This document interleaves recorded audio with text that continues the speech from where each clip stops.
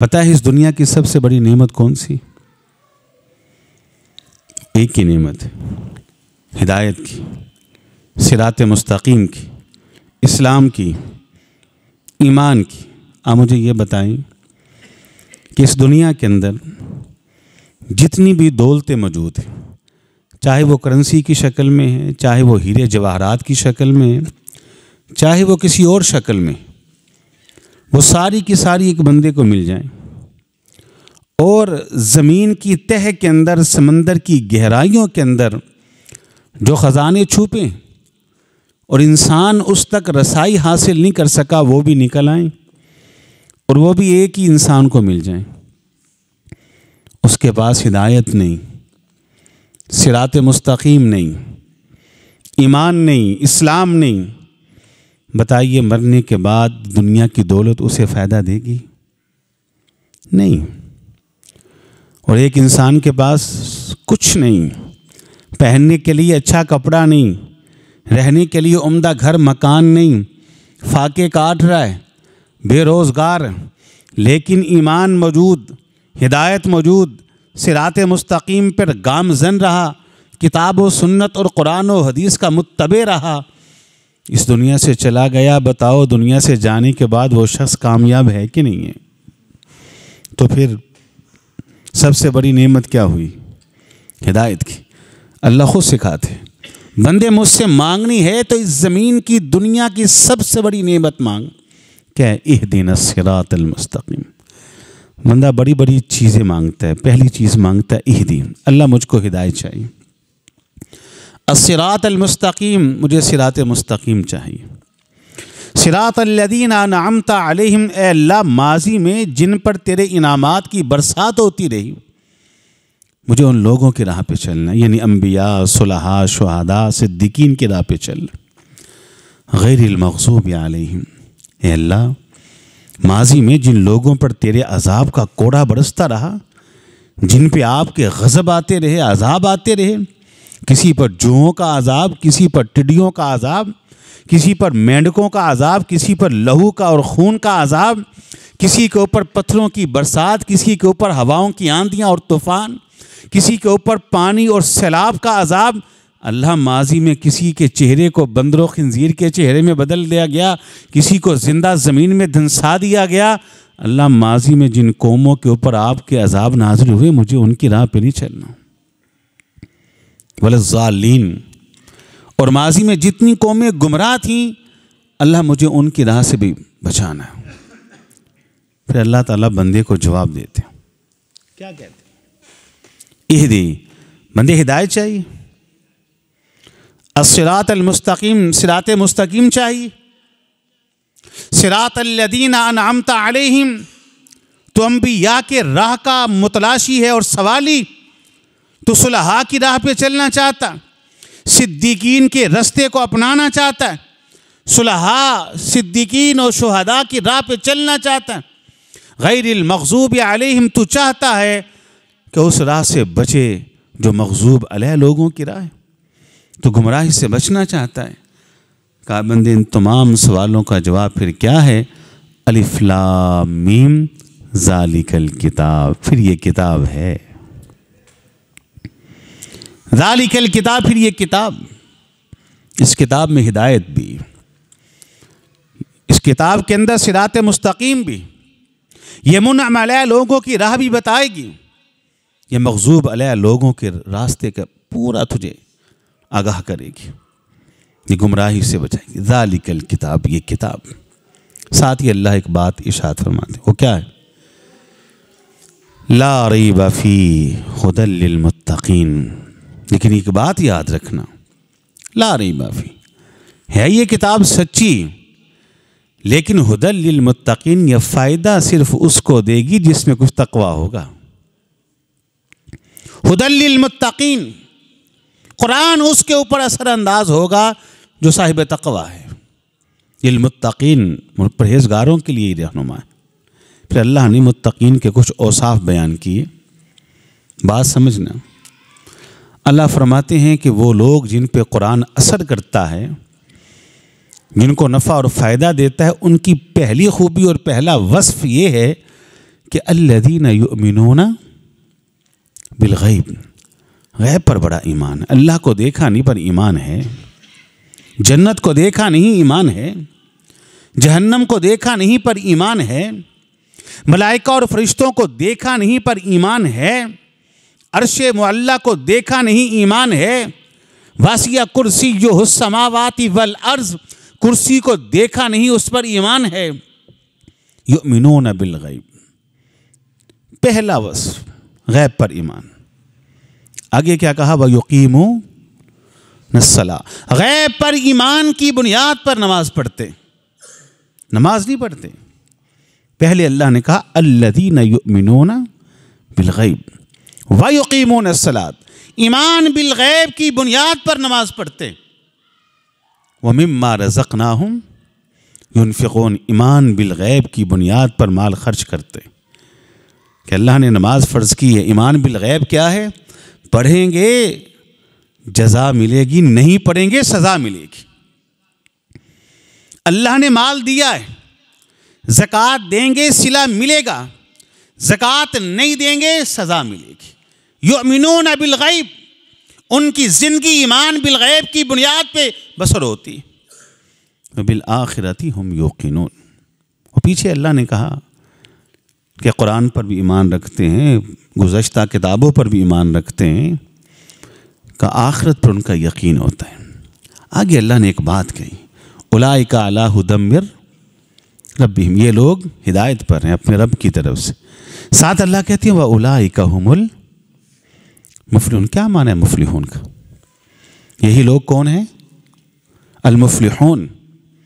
اس کا ترجمہ کیا جاتا ہے کامیاب. قرآن مجید کے اندر کامیابی کے لیے ایک لفظ اور بھی استعمال ہوتا ہے فلاح کے علاوہ، فائزون. یہاں اللہ نے مفلحون کو کہا. مفلحون کا جو مادہ ہے نا وہ ہے فا، لام اور ہا، جس سے یہ بنا ہے فلاح. پتہ ہے فلاح کس کو کہتے ہیں عربی میں؟ عربی میں فلاح کہتی ہیں کسان کو. یہ کھیتی باڑی کرنے والا، فلاح اس کو کہتے ہیں. اب کسان کیا کرتا ہے؟ فلاح کیا کرتا ہے؟ وہ کھیت میں جاتا ہے، ہل چلاتا ہے، کدال کے ساتھ کھدائی کرتا ہے، کھیت کو پانی دیتا ہے، محنت کرتا ہے. اب مجھے یہ بتائیں کہ جس شخص کو یہ پتہ نہیں کہ کھیت کس کو کہتے ہیں، ہل کس کو کہتے ہیں، کھیتی باڑی کس کو کہتے ہیں، وہ اچانک کسی گاؤں میں جائے اور کسی کسان کو کھیت میں کام کرتا دیکھے تو کام کرتا دیکھ کے کہے گا یہ تو پاگل ہے، یہ عجیب انسان ہے. اپنے وجود کے اوپر اس نے مختصر سا لباس پہنا ہے، وہ بھی مٹی سے آلودہ. ایسا خطرناک موسم ہے کہ سخت سردی، اور یہ کیا کر رہا ہے؟ گارا نما پانی میں کھڑا ہے، کیچڑ نما پانی میں کھڑا ہے، اور پانی کے اندر یہ جھک کر کیا کر رہا ہے؟ اسے تو گھر میں جا کر کسی ہیٹر کے سامنے لیٹ کے آرام کرنا چاہیے. یہ کیا سخت گرمی کے موسم کے اندر یہ زمین کی کھدائیاں کر رہا ہے، اور مٹی اس کے جسم کو لگی. یہ عجیب انسان ہے، اپنے ہاتھوں کی محنت اور کمائی کو اپنے ہاتھوں سے مٹی میں دفن کر رہا ہے، وہ بیج میں ڈال رہا ہے. لیکن کسان یہ سب کچھ کیوں کر رہا ہوتا ہے؟ اللہ اکبر. سردی تو کسان کو بھی لگتی، گرمی تو اسے بھی محسوس ہوتی، مال تو اسے بھی پیارا ہے، لیکن وہ سخت سردی کے اندر موسم کی شدت کی پرواہ کیے بغیر، سخت گرمی کے اندر گرمی کی پرواہ کیے بغیر، کو مجھ کو دیکھ رہا ہے، دیکھ کر کیا کہے گا اسے اس کی کوئی پرواہ نہیں. وہ زمین پر کیچڑ نما پانی کی پرواہ کیے بغیر، موسمی تبدیلیوں کی پرواہ کیے بغیر اپنے ہاتھ سے مٹی کے اندر دانے اور بیج کو بوتا ہے. پیچھے آئیے، اس یقین کے ساتھ بوتا ہے کہ یہ دانہ، یہ محنت ضائع نہیں جائے گی، فصل لائے گی. کہ الذین یؤمنون بالغیب، جیسے کسان کا ایمان ہے، یہ میری محنت رنگ لائے گی، یہ محنت کروں گا فصل آئے گی، باغ ہوگا، بہار ہوگی، پھل ملے گا. کہا بالکل جو بندہ متقی ہے، جس پہ قرآن اثر کرتا ہے، لا ریب فی ھدی للمتقین، یہ فائدہ جس کو دیتا ہے وہ ایمان بالغیب کی بنیاد پر ایک کسان کی طرح زندگی بسر کرتا ہے۔ سخت سردی ہوتی ہے، لوگ سوئے ہیں، وہ نہیں سوتا، وہ اٹھ کے وضو کر کے ٹھنڈے گرم پانی کی پرواہ کیے بغیر اللہ کے سامنے کھڑا ہو جاتا ہے۔ لوگ تو گرم بستروں پہ لیٹ کر آرام کر رہے ہوتے ہیں، یہ نرم بستر کو چھوڑتا ہے الصلاۃ خیر من النوم کی صدا پر لبیک کہتا ہوا مسجد میں آ کے نماز پڑھتا ہے۔ لوگ کاروبار کرتے ہیں، یہ بند کر کے سیدھا اللہ کے گھر جاتا ہے۔ لوگ کھا اور پی رہے ہوتے ہیں، یہ نہیں، یہ روزہ رکھتا ہے، رمضان کا بھی رکھتا ہے، نفلی بھی رکھتا ہے۔ یہ اپنی محنت سے کمائی کو لوگوں کے اوپر خرچ کرتا ہے۔ دیکھنے والے کسان کی طرح اس کو دیوانہ کہتے ہیں۔ کیسا عجیب آدمی ہے، اتنی سردی کے موسم کے اندر پانی سے وضو کر رہا ہے، بار بار کر رہا ہے۔ کیسا عجیب انسان ہے کہ لوگ تو کھا اور پی رہے ہیں، یہ بھوک، اپنے جسم کو بھوک کی تکلیف دے رہے ہیں۔ محنت اس نے کی، کاروبار اس نے کیا، تجارت اس نے کی، انویسٹمنٹ اس نے کی، سارا کچھ تو اس نے کیا، مال اس نے کمایا، یہ اس کو بھی دے رہا، اس کو بھی دے رہا، اس کو بھی دے رہا۔ لوگ جب اس کو دیکھتے ہیں دیوانہ کہتے ہیں، لیکن نہیں، یہ جانتا ہے کہ یہ جو میں نے سجدہ کیا ہے، نماز پڑھی ہے، یہ ضائع نہیں جائے گی، ایک ایک سجدہ اس کا صلہ ملے گا۔ جیسے ایک بیج، اسے پتا ہے، ایک ایک بیج مجھ کو فصل دے گا، کہا بالکل اسی طرح لمحے لمحے کا صلہ ملے گا۔ میں نے مال خرچ کیا ہے، یہ 1 روپیہ پتہ نہیں کتنے روپے کی شکل میں مجھے واپس ملنے والا ہے، نیکیوں کی صورت میں۔ کہا الذین یؤمنون بالغیب، وغیب ایمان بالغیب کی بنیاد پہ زندگی بسر کرتے ہیں۔ لوگ ان کو دیوانہ کہتے ہیں، دیکھنے والے ان کو پاگل کہتے ہیں۔ کہا یہ ہیں وہ لوگ ہدی للمتقین جن کے لیے قرآن ہادی۔ اچھا، جن لوگوں پہ قرآن اثر کرتا ہے، پتہ ہے قرآن جس معاشرے پہ مؤثر ہوتا، اثر انداز ہوتا، اس معاشرے کی صورتحال کیا ہوتی؟ میں 2 واقعے سنا کے بات کو واضح کرتا ہوں۔ پھر وہ معاشرہ ہمارے معاشرے کی طرح نہیں ہوتا جن پہ قرآن اثر کرتا ہے۔ پھر معاشرہ کیسا ہوتا ہے، صحیح بخاری میں موجود ہے۔ رسول اللہ صلی اللہ علیہ وسلم ارشاد فرماتے ہیں کہ ایک شخص نے، اس کی ایک پراپرٹی تھی، اس کا ایک پلاٹ تھا۔ پلاٹ جانتے ہیں نا، پراپرٹی، زمین کا ٹکڑا تھا، اس نے فروخت کرنا تھا۔ ایک شخص آیا، اس نے کہا جی مجھے بیچ دے۔ کتنے پیسے؟ اس نے کہا اتنے پیسے۔ اس نے پیسے لیے، اس نے زمین اس کے حوالے کی کہ اب تو اس کا مالک۔ وہ پیسے لے کے گھر چلا گیا۔ اب جس نے زمین خریدی تھی نا، اس کا پروگرام تھا کہ یہاں میں کو کھیت لگاؤں، کو باغ لگاؤں گا۔ وہ کدال کو لے کے، بیلچا لے کر، جو اس وقت میں اوزار ہوں گے، آیا اور اس زمین کے اوپر لگا کھدائی کرنے، بیلچا چلانے، کدال سے اس کی کھدائی کرنے۔ اسی دوران اسے اس زمین کے اندر سے ایک برتن ملتا ہے، اور برتن کے اندر پتہ کیا ہے؟ دنیا کی سب سے قیمتی چیز، سونے کا زیور۔ وہ سونے کے زیور سے بھرا ہوا ہے۔ وہ کدال وہیں پہ پھینکتا ہے، بیلچا وہیں پہ پھینکتا ہے۔ جو اوزار اس وقت تھے، اس کے دل میں آیا یہ تو میرا بھائی یہاں چھوڑ گیا، بھول گیا۔ وہ سارا زیور سے بھرا برتن پکڑا، سیدھا اس کے گھر۔ اللہ اکبر۔ دروازے پہ دستک دی، دروازہ کھلا۔ جی کون؟ جی میں آیا ہوں۔ یہ آپ کا برتن زیور سے بھرا، وہ آپ کی زمین پہ ملا تھا، لے جا۔ کہتا ہے میری زمین؟ میری کون سی زمین ہے؟ میں نے تو پیسے لے لیے، وہ زمین تو آپ کی، اور یہ زیور، یہ برتن زیور سے بھرا، یہ میرا نہیں، وہ آپ کا ہے۔ وہ کہتا ہے بھائی بات یہ ہے کہ میں نے تجھے پیسے دیے تھے زمین کے، زیور کے نہیں۔ مجھے یہ زیور اس زمین سے ملا ہے، زمین تو میں لوں گا کہ میں نے اس کے پیسے دیے، زیور نہیں لوں گا، میں نے اس کے پیسے نہیں دیے۔ وہ جواب دیتا ہے کہ میں نے تم سے زمین کے پیسے لے لیے، اب وہ زمین تجھے سونا دے، تجھے مٹی دے، تجھے کچھ نہ دے، وہ زمین تیری۔ یہ کہتا ہے یہ زیور میرے اوپر حرام ہے، وہ کہتا ہے میرے اوپر حرام۔ اللہ، یہ ہے لا ریب فیہ، ہدی للمتقین، ہر نماز میں کہتے ہو اہدنا الصراط المستقیم صراط الذین انعمت علیہم۔ اب یہ مقدمہ گیا عدالت میں قاضی کے پاس، اللہ اکبر، جن پہ قرآن اثر کرتا ہے نا، اس دور میں مقدمے یوں ہوتے تھے، کیس یہ ہوتے تھے، اللہ اکبر۔ اور آج ہماری حالت آپ کے سامنے، جج کو بھی علم ہے جھوٹا کون ہے سچا کون، وکیل بھی جانتا ہے کون جھوٹا اور کون سچا، مدعی بھی جانتا ہے کون سچا کون جھوٹا، مدعا علیہ بھی جانتا ہے کون سچا اور کون جھوٹا۔ لا ریب فی ہدی للمتقین الذین یؤمنون بالغیب ویقیمون الصلاۃ ومما رزقناہم ینفقون۔ اللہ نے ابتدا میں کہہ دیا لا ریب فی، یہ کتاب ہے سچی، ہدی للمتقین، فائدہ صرف اس کو دے گی جس میں کوئی تقوی ہوگا۔ پھر ایسے مقدمے جاتے ہیں، اب قاضی پریشان ہے اور جج پریشان ہے، مقدمہ وہ سمجھ گیا یہ صاحب تقوی لوگوں کا مقدمہ ہے، یہ نیک لوگوں کا مقدمہ ہے، یہ مقدمہ ایسے حل نہیں ہوگا، یہ فیصلہ ایسے نہیں ہوگا۔ وہ کہتا ہے میرے اوپر حرام، وہ کہتا ہے میرے اوپر حرام، وہ کہتا ہے میں نے پیسے دیے اس کے نہیں دیے، وہ کہتا ہے میں نے پیسے لے لیے، اب سب کچھ اس کا۔ جج کہتے ہیں تمہاری کو اولاد ہے؟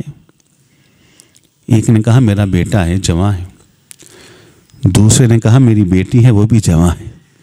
کیا ایسا کرو ان دونوں کا نکاح کر دو، یہ زیور ان کو دے دو، تمہارا مسئلہ یوں حل ہوگا، اللہ تمہارا مقدمہ یوں حل ہوگا، اللہ اندازہ فرما لے، پھر معاشرہ یوں ہوتا ہے۔ ایک صحابی تھے، وعلیکم السلام، ایک صحابی رسول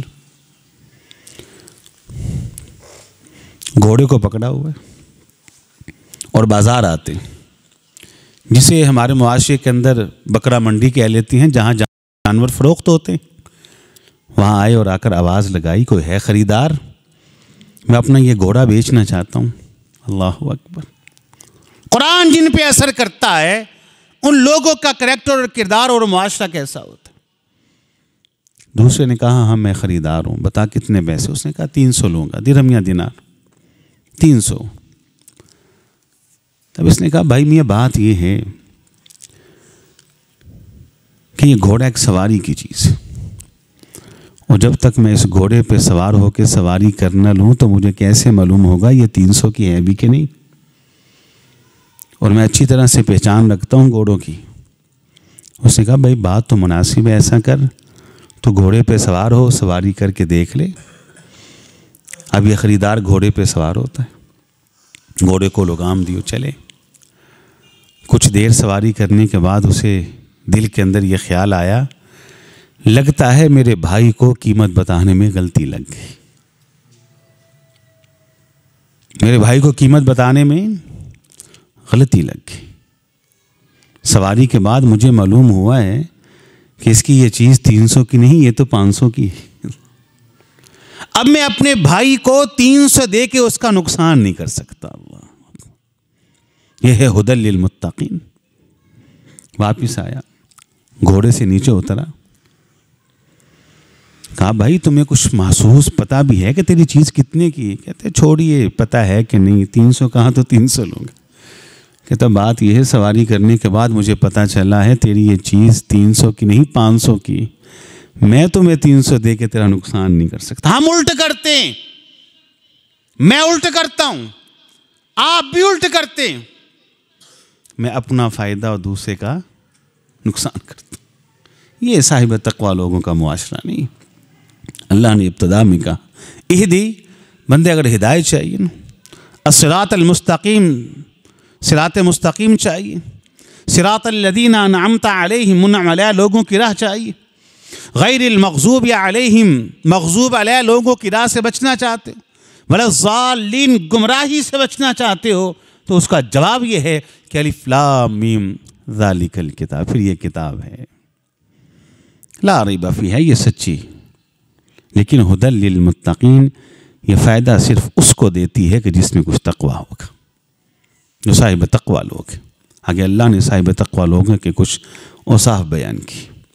تو قرآن مجید سے اگر فائدہ اور نفع حاصل کرنا ہے تو ہمیں اپنے اندر وہ تقوی پیدا کرنا ہوگا۔ اب آخری بات، بڑی معذرت کے ساتھ یہ بات عرض کرنے لگا ہوں کہ یہ ہمارے معاشرے میں بگاڑ کا سبب کیا ہے۔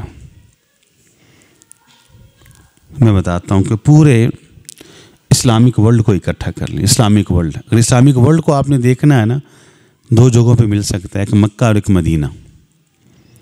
2 ماہ قبل میں ادھر ہی تھا، عمرے پہ تھا، تو وہاں پورا اسلامک ورلڈ دیکھنے کو ملتا، پوری دنیا سے مسلمان آئے ہوتے۔ آپ پوری دنیا کے مسلمانوں کو اکٹھا کریں نا، اسلامک ورلڈ کو جمع کر لیں تو ان کا جائزہ لیں، تو پوری دنیا کے مسلمانوں میں ان کی تعداد زیادہ ہے جن کو سادہ ناظرہ قرآن پڑھنا نہیں آتا، وہ زیادہ ہیں۔ اچھا، آپ ان کو پکڑیں، سائڈ پہ کرتے، جو سادہ قرآن میں پڑھنا جانتے ہیں نا ان کو لے لیں، غور سے دیکھیں تو ان میں ان کی تعداد زیادہ ہے جو سادہ قرآن پڑھنا تو جانتے ہیں، ان کو ترجمہ نہیں آتا۔ جن کو ترجمہ نہیں نہ آتا ان کو بھی پکڑے، سائڈ پہ کرتے، جن کو ترجمہ آتا ہے نا ان کو لے لیں۔ تو ان میں ان لوگوں کی تعداد زیادہ ہے جن کو ترجمہ تو آتا ہے، تفسیر معنی مفہوم نہیں آتا، ان کو پکڑیں، ان کو بھی سائڈ پہ کرتے ہیں۔ پھر ان کو لے لیجئے کہ جن کو تفسیر آتی ہے، معنی آتے ہیں، مفہوم آتا ہے، شان نزول سے واقف ہیں، ان کو اکٹھا کریں۔ تو وہ لوگ جو قرآن کے ترجمے معنی مفہوم سے واقف ہیں، تو ان میں ان لوگوں کی تعداد زیادہ ہے جو اس پہ عمل نہیں کرتے، ان کو اٹھائیں، سائڈ پہ کرتے۔ پوری دنیا کے مسلمانوں میں وہ لوگ، وہ مسلمان جو قرآن مجید کو ناظرہ بھی جانتے ہیں، ترجمہ بھی جانتے ہیں، تفسیر معنی مفہوم بھی جانتے ہیں، اس کے مطابق عمل بھی کرتے ہیں، پوری دنیا میں بالکل معمولی سے مسلمان آپ کو نظر آئیں گے، معمولی سے نظر آئیں گے۔ وجہ یہ ہے، سبب یہ ہے، تو قرآن کی ابتدا میں اللہ نے کہہ دیا ذالک الکتاب، تیرے تمام سوالوں کا جواب پھر یہ کتاب ہے، لیکن لا ریب فیہ، ہے یہ سچی کتاب، لیکن ھدی للمتقین، فائدہ صرف اس کو دے گی جس میں کچھ تقویٰ ہوگا۔ تو میں انہی الفاظ پہ اکتفا کر کے اپنی بات کو ختم اور مکمل کرتا ہوں، اس دعا کے ساتھ کہ مالک تیرے اس گنہگار بندے نے جو باتیں کی ہیں وہ آپ کی توفیق اور آپ کی مدد سے کی، اس میں جو حق ہے، جو سچ ہے، سمجھ کے عمل کی توفیق عطا فرما، اور جو غلطی اور کوتاہی ہے درگزر کرتے ہوئے اصلاح کی توفیق عطا فرما۔ وآخر دعوانا ان الحمد للہ رب العالمین۔